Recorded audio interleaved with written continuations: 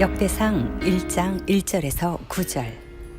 아담, 셋, 에노스, 게난, 마할랄렐, 야렛, 에녹, 무드셀라, 라멕, 노아, 셈, 함과 야벳은 조상들이라. 야벳의 자손은 고멜과 마곡과 마대와 야완과 두발과 메섹과 디라스요. 고멜의 자손은 아스그나스와 디밧과 도갈마요. 야완의 자손은 엘리사와 다시스와 기띔과 도다님이더라. 함의 자손은 구스와 미스라임과 북과 가나안이요. 구스의 자손은 스바와 하윌라와 삽다와 라흐마와 삽드가요. 라흐마의 자손은 스바와 드단이요.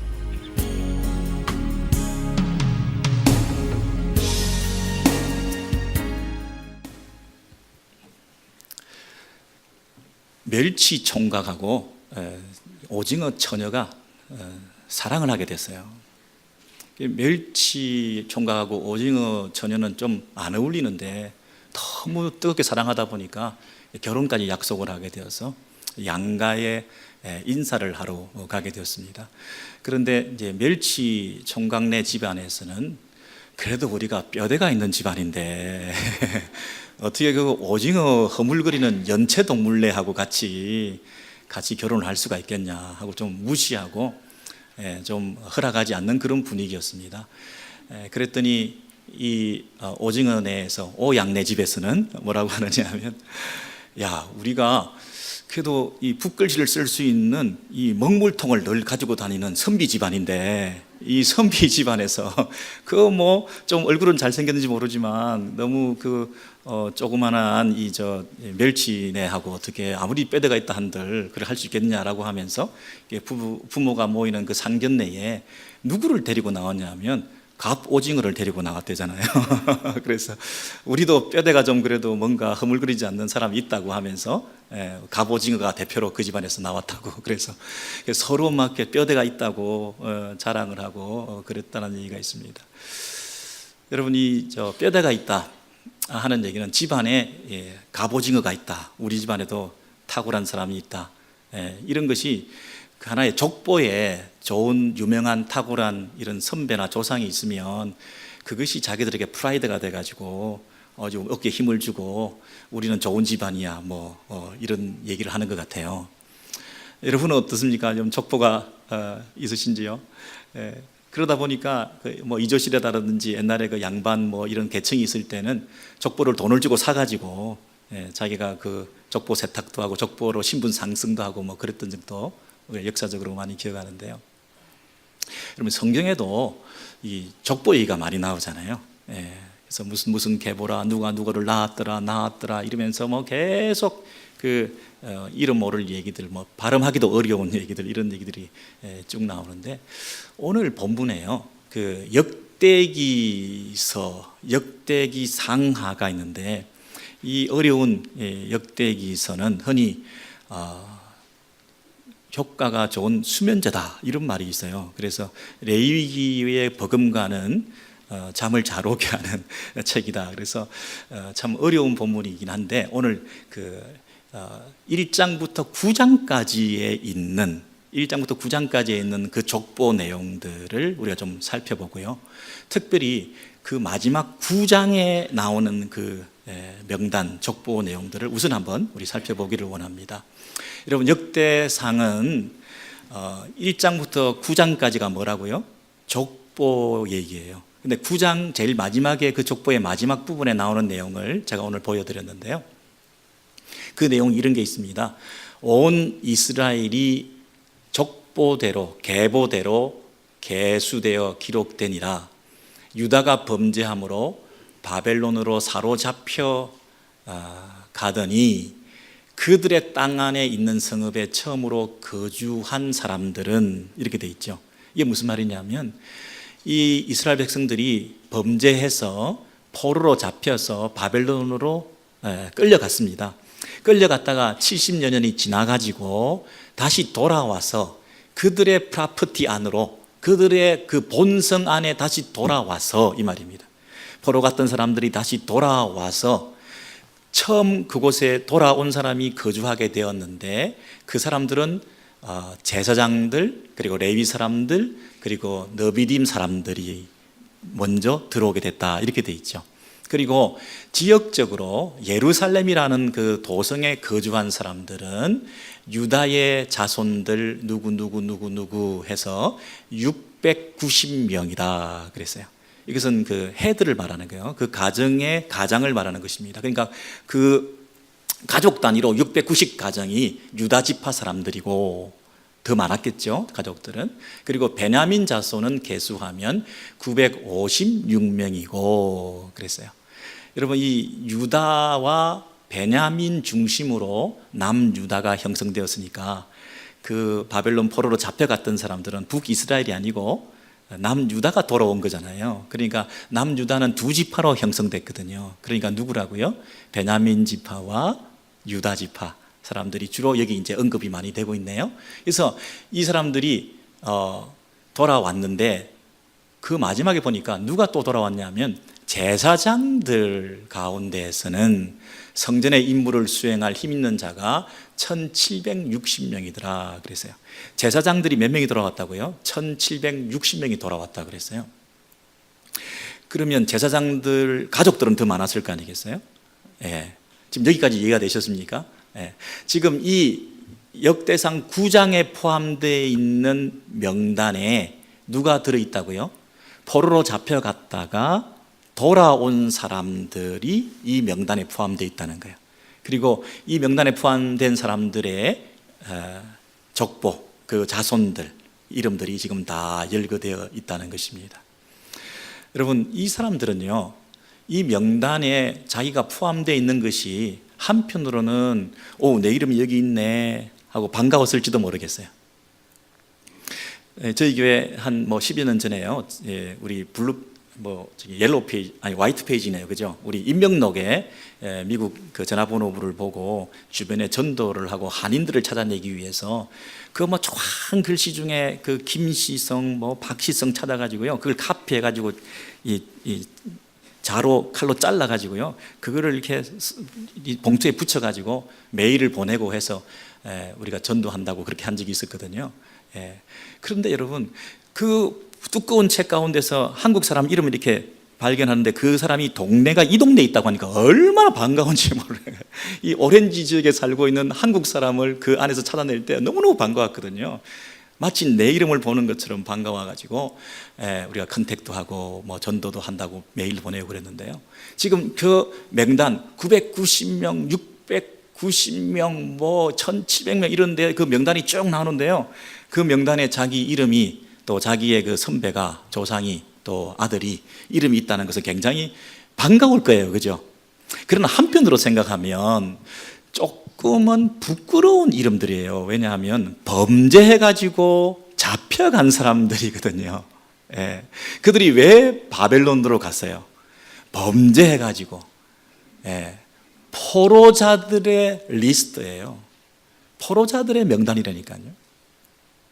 이들이 바벨론으로 포로로 잡혀가가지고 종살이 하다가 돌아온 사람들이에요. 자기들이 독립운동을 제대로 하고 제대로 나라를 세워가지고 임시정부를 해외 수립해가지고 독립투쟁을 하다가 이제 때가 돼서 돌아와가지고 이렇게 금이환영을 한 사람들이 아니고요, 고레스 칙령에 의해서 이 바벨론이 멸망하고 페르시아가 대권을 잡고 난 다음에 이상하게 고레스가 그냥 풀어주고 너희들 돌아가서 성전 짓고 다시 자기들의 삶을 살아라고 하는 그런 은혜로운 이런 일들이 있게 되어가지고 자기들이 한 게 아무것도 없어요. 자기 힘으로 이것을 독립한 게 아니라고요. 그래갖고 포로로 갔다가 또 가라니까 또 온 거예요. 와서 우리들은 포로들의 명단이고 종들의 명단에 속해 있는 사람들이에요. 우리는 범죄자 집단의 명단인 거죠. 그러니 뭐가 자랑스럽겠어요? 독일에 가서 제독 광부, 제독 간호사, 국위를 선양하고 외화벌이를 많이 하고 나라의 어떤 기틀을 세우고 그 열사의 나라 중동에 가서 해외 근로하시면서 돈 벌어가지고 월남에 파병돼가지고 돌아오셔가지고 그 고생하면서 대한민국을 세우는데 미끄럼이 되었다든지, 뭐 해외 선교사님으로 나갔다가 돌아오셨던 그 명단이라든지, 뭐 해외 주재원으로 갔다가 돌아오셨다든지, 뭐 이런, 아니면 하다못해 해외 여행을 갔다가 돌아온 비행기 탄 탑승객 리스트라든지, 뭐 최소한 이 정도는 돼야 그래도 내 속에 이 속에 내 이름이 있네, 뭐 이렇게 자랑할 만할 텐데, 여기에 이름이 포함됐다는 건요, 이름 좀 빼주세요. 누가 허락도 안 받고 내 이름을 함부로 넣어놨어? 그 900 몇십 명 중에 왜 내 이름을 넣어놓은 거야? 나는 빠지고 싶어. 옛날에 우리 선배 조상들이 범죄해가지고 포로로 잡혀갔다가 돌아온 주제에 그걸 뭐 대단하다고 내가 그게 그 후손으로 들이는 게 나 원하지 않아. 이름 빼주세요. 이렇게 말할 법하지 않나요? 게다가 여러분, 그 과거에 범죄한 사람들의 명단일 뿐만 아니라, 부끄럽고 불명예스러운 명단일 뿐만 아니라, 또 한 가지는 돌아와서 보니까, 이게 뭐 70년 만에 돌아와서 보니까 땅이 갑자기 막 부동산 값이 뛰어가지고 막 대박이 나가지고 이게 뭐 벼락부자가 됐다든지요, 뭐 이런 현실적으로도 굉장히 부유해지고 경제적으로도 나아지고, 또 돌아와서 이제 정치적으로 독립을 하게 되었다든지. 근데 여전히 페르시아는 강대국이고 아직까지 이 한 줌밖에 안 되는 약소국으로서 이 유대민족이 이름 없는 변방에서 존재감도 없는 이런 주제에 우리들의 이 명단이라고 하는 것이 무슨 의미가 있겠느냐, 이런 자조 섞인, 그리고 사기가 많이 떨어진, 약간은 냉소적인 이런 신앙을 가지고 지금 간신히 버티고 있는 사람들인데요. 게다가 돌아와서 보니까 초기에 무슨 일이 있었어요? 아니, 세상에 우리 땅인 줄 알고 돌아왔는데 다른 사람들이 다 차지하고 이미 그 무주공산이 된 곳에서 자기 땅인 것처럼 행세하고 있는데요, 그게 서로 밀고 땡기면서 이 사람들은 성전도 세우지 못하게 하라 공문을 보내가지고 막 방해하는 공작들이 주변에 있고요. 게다가 세상에 처음에 이 포로로 잡혀간 사람들은 엘리트 집단들이었어요. 나름대로 필요하니까 뽑아갔을 거 아니겠어요. 이 사람들이 돌아왔거든요. 근데 남아있던 사람들은 뭐냐면 조금은 하부 계층의 사람들이거든요. 아니, 그러니까 이 사람들이 또 자존심이 상하잖아요. 안 그래도 이 땅을 우리가 지키고 있었는데 빈 땅에 너희들 다 떠나고 난 다음에 우리가 고생했는데 너희들이 이제 다시 돌아왔다고 조금 엘리트 집단이라고 우리를 무시해 하면서 또 이 양극화 현상이 벌어지지 않았을까요? 서로 굉장한 긴장이 있지 않았을까요? 갈등이라고 하는, 많은 갈등이 생길 수 있는 요소라고 하는 것은 다 갖추고 있는 그 땅에 지금 돌아와서 지금 우리가 돌아왔습니다 하는 그 명단에 포함됐으니 나는 그 명단에 좀 빼주세요. 이런 마음을 가진 사람들도 있지 않았을까요? 게다가 여러분, 여기 돌아온 사람들은요 1세대들이 아니에요. 70년이나 지났는데요, 이제 그 바벨론 땅에서, 페르시아 땅에서 70년을 보내다가 돌아올 때는 누가 돌아왔겠습니까? 2세대, 3세대들이 주로 돌아왔을 거라고요. 70년이나 지났으니까. 한 살 때 가더라도 70살인데요. 안 그래요? 그러니 이 2세대, 3세들이 돌아와서 이곳이 너무나 낯설은 땅이었을 거라고. 지리적으로 낯설었죠. 그리고 언어적으로도 잘 안 통했겠죠. 여러 가지 어려움들이 많았는데 거기다가 성전을 재건해라네 또.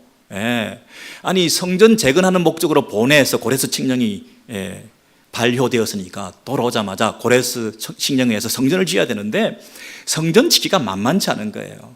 일단 내가 먹고 살아야 되는데 성전 짓는다는데 너무나 많은 이 뭐 인프라도 구축해야 되죠. 뭐 머티리얼도 있어야 되죠. 이거 뭐 시간으로 볼 때도 그렇고요.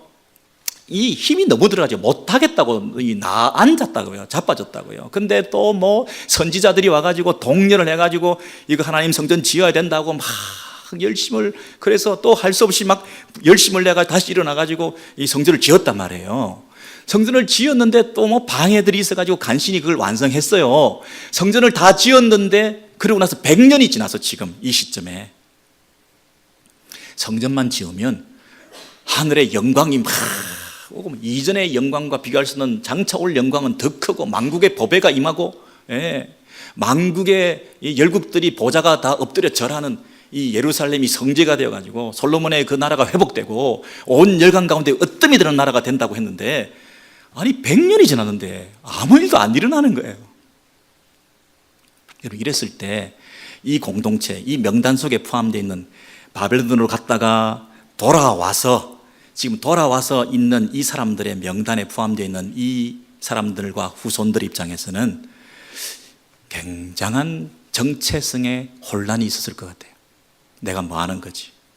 왜 내가 거기 잘 살고 나름대로 터잡고 이민 가가지고 바벨론에서 나름대로 이 신분도 상승하고 화려한 도시에서 사는 것처럼 살면서 그곳에서 정말 정치적으로도 성공한 2세도 생기고 전문직을 가진 3세도 생기고 나름대로 살만했는데 다 내팽개치고 돌아왔는데, 돌아온 것은 소수가 돌아왔거든요.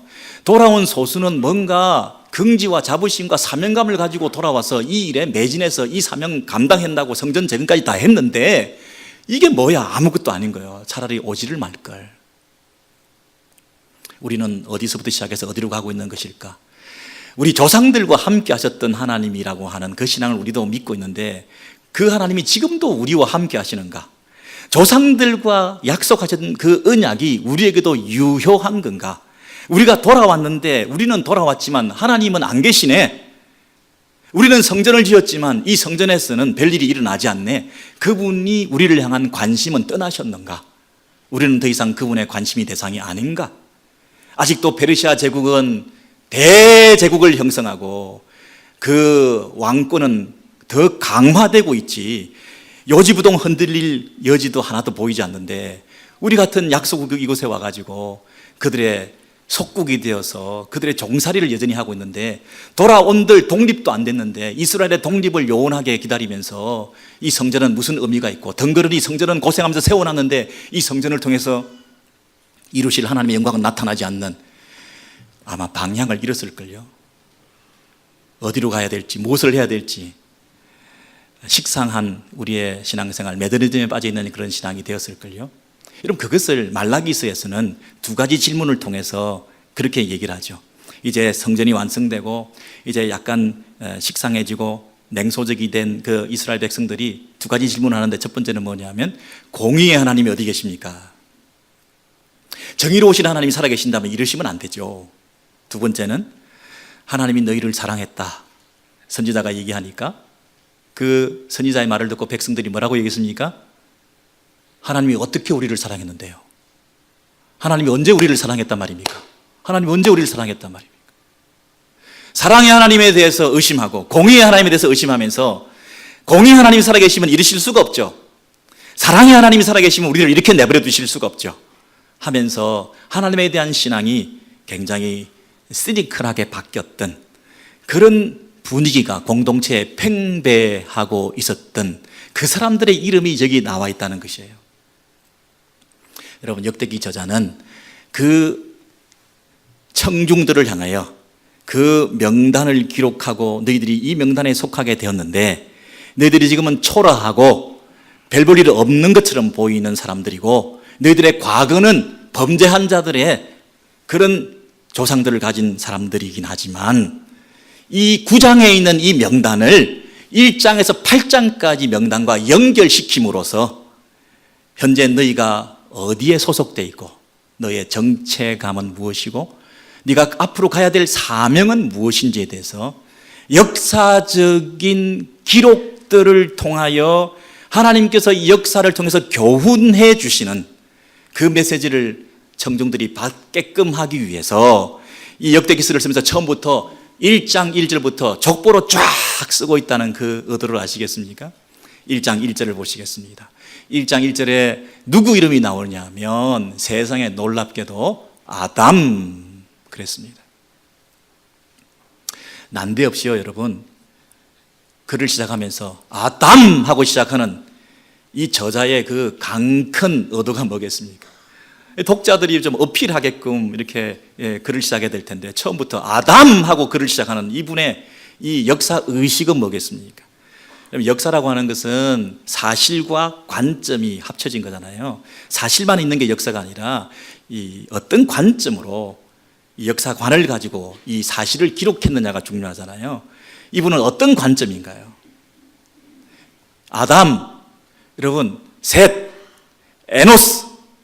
여러분 여기 나오는 이름들을 좀 보세요. 에녹, 무드셀라, 라멕, 노아, 아브라함, 여호수아. 여러분 이 이름들을 좀 보세요. 여기에 한국 번역은 조상들이라 이 말을 갖다 붙여놨는데요, 원래는요 이런 말도 없어요. 그냥 접속사, 조사, 뭐 전치사 이런 거 없어요. 그냥 이름만 있는 거예요. 아담, 셋, 노아. 여러분 이 이름이 주는 그 파워풀한 메시지를 이 청중들이 어떻게 그것을 받아들였을까요? 이 초라하고 범죄한 집단의 그 명단에서 나를 빼달라, 이 족보, 이 허물거리는 오징어 같은 이 뼈대 없는 이 족보에 내가 지금 포함되어 있다는 게 부끄러운데요, 이 뼈대를 세우시면서 어디까지 그 족보를 추적해 간다고요? 아담. 그 아담 위에는 누가 계신가요? 하나님이 계시잖아요. 인류 최초의 사람들의 이름들이 막 나오는 거예요. 아담, 셋, 에노스, 노아. 여러분 이 사람들, 인류 최초에 있었던 그 사람들을 누가 지었어요? 하나님께서 뜻이 계셔서 그들을 세우시고 부르시고 만드시고 그들을 통해서 일하시고 그들을 보호하시고 친히 주장하셔서 여기까지 끌고 온 역사가 지금 너희들에게까지 계속되고 있다는 사실을, 역사가 단절된 게 아니고요, 역사를 연결시키면서 너희들이 불연속성을 가지는 게 아니라 연속성을 가지면서 너희들이 포로 생활하고 끌려가서 죽다 살아오고 한 그것이 하나님이 너를 버리신 역사가 아니라 너희들에게 안식을 준 역사요, 너희들과 함께 하신 역사요, 너희들이 이렇게 돌아오게 한 고레스의 칙령을 페르시아 제국이 잘라서가 한 게 아니라 그 배후에 하나님께서 하신 일이고, 너희들이 이곳에 돌아와서 성전을 재건하게 한 그 원동력도 선지자들을 보낸 것도 내가 보낸 것이고, 그 성전을 짓고 난 다음에 완성하고자 하는 하나님의 그 꿈과 비전을 통하여 그 성전의 완성으로 오실 예수 그리스도를 바라보게 하시면서 그 영원한 나라를 소망하게끔 만든 그 모든 역사의 주관자가 되시는 히스토리, 그분의 이야기가 지금도 계속되고 있고, 가장 위대한 그분의 이야기가 예수 안에서 창세전부터 영원까지 하나님의 역사가 계속되고 있는데, 너는 왜 두려워하니? 왜 스스로 자조 섞인 눈빛으로 그렇게 실망하며 스스로에 대해서 자신감을 잃고 있니? 왜 명단에서 그것을 빼달라고 하니? 자랑스러운 집안이야, 뼈대 있는 집안이야, 예수의 보혈의 능력이 흐르고 있는 집안이야. 그 가게에 저주가 더 이상 없이 예수 안에서 참된 복이 천대만대 있게 되는 영원한 족보에 네가 포함되어 있는 거야. 긍지를 가져라, 힘을 내라. 네가 여기까지 오게 된 것도 하나님의 은혜야. 하나님께서 인도해 주신 거야. 과거에 아담을 통해서 역사하셨다고 한다면 지금도 너와 함께 하는 거야. 그리고 앞으로 미래에 하나님께서 이루실 그 영원한 나라를 바라봐. 이 메시지가 족보 1장 1절에서부터 계속되고 있는 이 저자의 의도 아니겠습니까? 여러분, 이 아담이 신약 성경에 보면 또 등장을 하는데요, 이 누가복음을 쓴 저자가 족보를 기록하면서 예수님의 족보에서부터 추적해서 올라가다 보니까 누구까지 올라가느냐면 예수 위에는 누구, 그 위에는 누구 해서 올라가다 보니까 어디까지 올라가던가요? 아담까지 올라가더라고요. 그리고 그 아담 위에는 누가 계신다 그랬어요? 하나님이 계신다 그랬어요. 여러분, 족보는 연결될 수 없는 것을 연결시키는 게 족보예요. 그게 어떻게 연결되지? 이게 어떻게 연결될 수가 있어? 마태복음에 족보가 나왔는데요, 아브라함과 다윗의 자손 예수 그리스도의 세계라, 예수 그리스도의 족보가 나왔어요. 신약과 구약이 단절된 역사인 줄 알았는데요, 그도 그럴 것이 400년이라는 침묵기, 암흑기가 있었는데요, 계시가 단절되고 하나님이 침묵하시는 400년 중간기가 있었는데요, 그 중간기를 연결시켜서 구약과 신약을 하나의 역사로 연결시키고 예수 안에서 신약과 구약의 시대를 하나의 역사로 연결시키는 그런 놀라운, 연결될 수 없는 것이 연결되는, 도저히 바라볼 수 없는 것을 바라보게 만드는, 소망 품을 수 없는 것을 소망 품게 만드는, 내가 감히 그곳에 들어갈 수 없는 곳인데도 내가 들어갈 수 있는 이 놀라운 하나님의 계획 안에 우리를 연결시켜 주신 이 족보가요, 오늘 예수 안에서 누가복음의 저자에 의하면 예수부터 추적해서 올라가니까 아담까지. 근데 이제 예수를 통해서 새로운 역사가 시작되는, 또 새로운 역사를 얘기하는 거거든요. 여러분, 역사라고 하는 것은 족보를 통해서 양분될 수 있는데, 이 족보는 이전의 역사를 간추린 역사가 족보잖아요. 이 족보를 여기서 기록했다는 얘기는 지금까지 역사를 간추린 것이고, 그리고 앞으로의 역사를 새로 시작한다는 뜻이기도 하잖아요. 근데 앞으로 시작하는 이 역사가 단절된 역사가 아니라 이전 역사와 연속성을 가지는 하나의 역사라는 것을 의미하거든요. 그러니 예수 이전에서 아담까지가 하나의 역사고, 그리고 이제 새로운 아담으로 오신 예수 그리스도를 통하여 새로운 역사가 시작된다는 것이에요. 그래서 예수 안에서 창조된 새로운 피조물, 새 인류 창조가 이제 예수 안에서 일어나게 된 그 족보 안에 계보 속에 우리가 들어오게 된 거잖아요. 예수가 우리의 족보의 원천이 되고 기원이 된다고 하는 사실을, 예수 믿음으로 새로운 인류 안에 들어온 새로운 족보 안에 우리가 포함되게 됐다는 사실을 우리가 이 족보를 통해서 믿게 되었어요. 예를 들면 여러분, 창세기 2장 4절에 보시면, 우리 마지막으로 보겠는데요, 이것이 천지가 창조될 때에 하늘과 땅의 내력이니 그랬습니다. 내력이라는 말은 족보라는 말입니다. 계보라는 말입니다. 하늘과 땅의 족보라는 얘기입니다. 천지가 창조가 어떤 내력으로 됐는지에 대해서 성경은 연결될 수 없는 것을 연결시킬 때 이 족보를 사용하고 있거든요.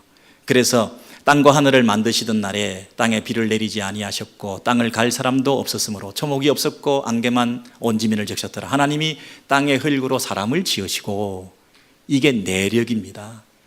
천지를 창조하시고 우리 사람들이, 저와 여러분이 어떻게 생성되게 되었는지, 우리가 어떻게 존재하게 되었는지 창조의 내력이 나와 있는 거죠. 연결될 수 없는 것이 연결되는 거죠. 우리가 정체성을 상실하고, 나는 뭐지, 어디서 왔지, 누구지, 어디로 가지, 내 기호는 뭐야, 누가 나를 만들었지, 이게 빅뱅인가 대폭발인가, 이게 우연인가 진화론인가, 나는 어디로 가야 될지 모르겠고 어디서 왔는지 모르겠다고 하는 인생의 방황 상태에 이르게 있을 때에, 영적으로 혼란스러울 때에 우리가 역사를 보면, 뿌리를 찾으면 우리가 힘이 생기거든요. 뿌리가 주는 힘을 아십니까? 뿌리가 주는 힘이 있습니다. 아담만 생각해도 이스라엘 백성들은 힘을 얻었을 텐데요. 노아, 안식이라는 이름을 가진 노아 이름만 들어도 힘을 얻었을 텐데요. 여호수아, 구원, 그 이름만 들어도 자신의 마음속에 기쁨과 감사가 회복되었을 텐데요. 그런 사람들의 배후에, 그 사람들이 주는 힘이 아니라 그 사람들을 찾아내었다고 하는, 우리의 계보 안에 훌륭한 사람이 있다고 하는 그 조상들이 파워풀한, 유명한, 탁월한, 훌륭한 사람이 있기 때문에 주는 내 프라이드가 아니라, 그 사람들 배후에서 일하시는 하나님이 일하고 계시고, 하나님이 창조하셨고, 하나님이 섭리하고 계시고, 하나님 지금도 우리와 함께 하시고 우리를 인도하시고 보호하셔서 우리를 여기까지 인도하셨다는 하나님에 대한 신실함에 대한 믿음을 우리가 가지게 될 때에 우리 속에 힘이 생기는 거거든요. 우리 안에 말할 수 없는 감격과 기쁨 속에 찬송이 넘치는 거거든요. 우리 속에서 세상이 주지 못하는 평안을 얻게 되는 것이거든요. 우리 안에 그 어떤 낙심한 상황 속에서도 믿음을 가지고 다시 일어날 수 있는 원동력을 우리 하나님이 주시는 것이거든요. 하나님이 우리의 방패가 되시고 산성이 되시고 우리에게 힘이 되셔서 우리의 삶을 지금도 주장하신다는 사실을 아멘 하고 받아들이게 되는 것이거든요. 이 족보가 뿌리를 발견할 때, 우리의 뿌리가 하나님에게 있다는 사실을 우리가 깨달을 때 세상에 주지 못하는 힘을 얻게 되는 것이거든요. 우리가 다시 일어날 수 있습니다. 더 이상 좌절하고 사람 바라보고 인간적인 계산적인 생각 때문에 예수 믿는 거 포기하고 싶고, 신앙생활 봉사하는 거, 교회생활 섬기는 거 다 내려놓고 싶고, 여러분, 우리가 내 안에 있는 힘을 가지고는 할 수 없는 거죠. 사람 바라보고는 할 수 없는 거죠. 내가 누구인가, 내 정체성을 확인하셔야죠. 역사를 돌이켜보면 일제시대에 우리가 당한 일들을 생각해도, 우리가 당한 것이 아닌데도 그 역사 때문에 우리 마음에 의분이 생기잖아요. 반면에 그 역사 이전에 하나님께서 이미 그 역사를 계획하시고 그 그 배후에서 하나님이 일하셨다고 하는 그 확신을 가지게 될 때 우리 안에 이 하나님에 대한 신뢰와 믿음으로 우리가 이 땅에서 다시 일어날 수 있잖아요. 연결될 수 없는 것이 연결되잖아요. 우리가 인간인데 우리가 어디서부터 왔을까? 족보를 따라가니까 하늘과 땅을 만드신 내력을 보니까 하나님이 우리를 땅에서 흙으로 취하셔서 우리를 만드셨대잖아요. 우리의 기원과 출처가 그것이래잖아요. 창조, 하나님이 우리를 만드셔서 우리의 기원과 우리의 정체성에 대해서 확인을 했어요. 우리는 어떻게 살 것인가? 하나님 앞에 하나님의 백성으로 우리가 살게 되었는데요, 육적으로 죽었던 우리들뿐이 아니라 영적으로 죽었던 우리들에게 예수 안에서 새로운 창조가 일어나서, 새 창조, 누구든지 그리스도 안에 있으면 새로운 피조물이라, 새 창조, 예수 안에서 새로운 족보가 형성되던데요, 우리는 새로운 창조 안에, 옛 창조 안에서, 새로운 창조 안에서 우리가 회복된 자기 정체성을 가지고 나는 누구인가? 나는 어디로 가고 있는가? 나는 무엇을 위해서 살아야 하는가? 내가 땅에 속했는가 하늘에 속했는가? 이 세상의 페르시아 제국을 부르고할 것인가? 패배의식 속에 젖어들어서 이 세상이 주는 가치관을 따라서 내가 만족하지 못해서, 나는 성공하지 못했다고 자괴심에 빠져서 한탄하고 있는 모습이 아니라, 내 외모와 내 경력과 내 교육 환경과 내 자녀들 때문에 내가 탄식하고 눈물 지으면서 하나님 앞에 볼멘 소리를 하고 있는 그런 정도의 수준이 아니라, 이 땅에서 내가 하나님의 백성으로 영원한 나라에 속해서 예수 안에서 참된 영광의 나라를 꿈꾸면서, 과거에 내가 범죄한 사람들이라 할지라도, 초라한 명단에 속한다 할지라도, 인간적으로 나는 별로 보잘것없는 인생들이요 배경이라 할지라도, 나는 못난 인생이라 할지라도, 그러나 예수 안에서 새로운 가계를 형성하고 새로운 족보 안에 들어가서 예수가 형성해 주신 새로운 뉴 소사이어티, 가족 공동체 안에, 교회 안에 소속되어서 영원한 나라를 꿈꾸며 그 영원한 나라에 투자하고 헌신하면서 내 남은 생에는 내 생명 다하여 주님을 위해서 살리라. 여러분, 이 각오와 결단이 있을 때에 주께서 우리를 통해서 지금도 일하고 계심을 더 많은 사람들에게 드러내고 역사의 참된 주인이신 그 하나님의 영광과 주권을 선포하는 하나님의 도구로, 하나님의 통로로 우리가 쓰임받게 될 줄로 믿습니다.